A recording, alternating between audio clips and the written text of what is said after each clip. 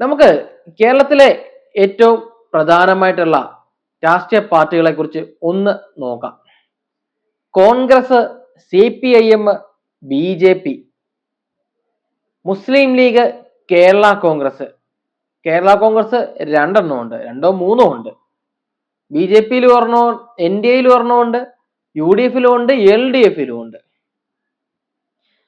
അപ്പോൾ ഈ രാഷ്ട്രീയ പാർട്ടികൾക്ക് ഒറ്റയ്ക്ക് കേരളത്തിൽ ഭരണം നേടാൻ സാധിക്കുമോ? കോൺഗ്രസിന് ഒറ്റയ്ക്ക് കേരളത്തിൽ ഭരണം നേടാൻ സാധിക്കത്തില്ല.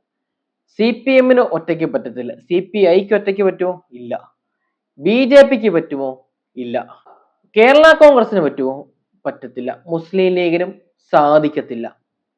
ഇങ്ങനെയുള്ള ഒരു സാഹചര്യത്തിൽ എന്തിനാണ് കേരളത്തിൽ ഒരു ക്രൈസ്തവ രാഷ്ട്രീയ പാർട്ടി രൂപീകരിക്കണമെന്ന് കാസയുടെ നേതാക്കളായിട്ടുള്ള മെത്രാന്മാർ ആരോപിക്കുന്നത്?